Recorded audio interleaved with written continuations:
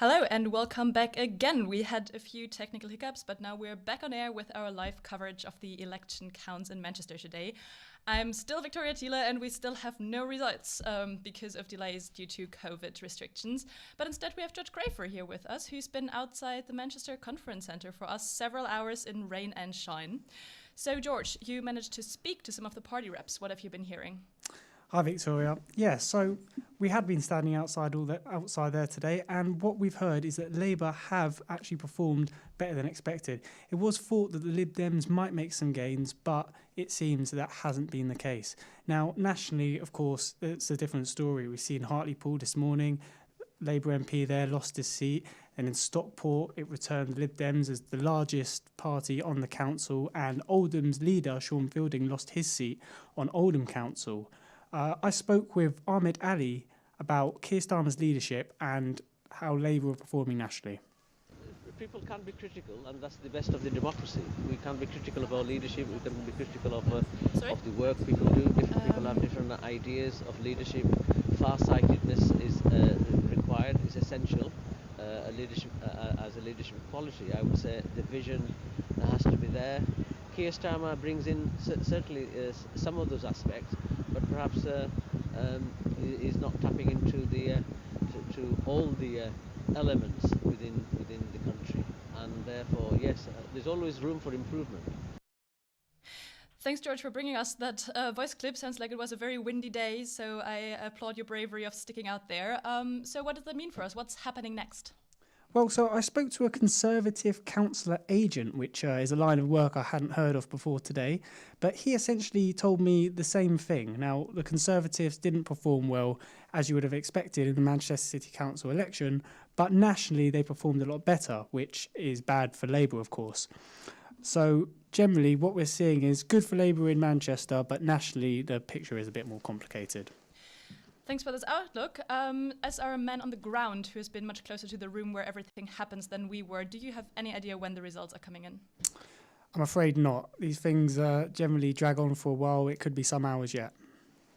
All right, thank you. We will hold on and keep waiting for them. Also with me in the studio is our reporter Connie Ansler, who has been having a look at the greater picture today. So Connie, what's happening in the greater Manchester area now? Of other Greater Manchester boroughs, the full results are out for Oldham, which won 40 Labour seats, so they're retaining strong control over the borough, except that the Labour leader of Oldham Council, Sean Fielding, has lost his seat to the new Failsworth Independent Party. Liberal Democrats have also won the majority of Stockport districts with a total of 8 seats. But Labour is no longer the biggest group on Stockport Council, as the Liberal Democrats have made significant gains in that area. In Salford, the way the count is going, it's looking like the majority will be going to Labour, and although this is not final yet. Rochdale has also officially gone to Labour with a majority of 16 seats, and this was to be expected, with the majority of parties are retaining control of their respective wards. So overall, it's looking like a majority Labour result is coming, although some boroughs have only just started their count, so we'll still have to wait and see. Thank you. Seats aside, on our live blog, I've been reading that it was a really good day for the Green Party. So how have they been doing? Indeed, this has been quite a good election year for the Greens compared to previous years. Overall in England, they've won a total of 29 councillors at this point, and they're making quite decent gains in 89 areas, particularly Brighton and Hove, which have won them 8 out of those councillors. And this may be because since the start of the pandemic, the message of the Green Party has very much emphasized return to health, people and nature, and the importance of a political and economic green recovery that would involve decisive action from the government, business and communities.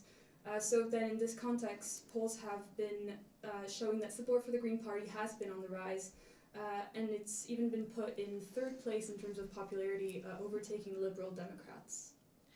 Thank you very much, Connie, and thank all of you for listening. That was us on NQ Live for today. Please keep following our live blog, where we'll keep you posted once all the results come in, and tune in next Thursday for NQ Live. Thank you and goodbye.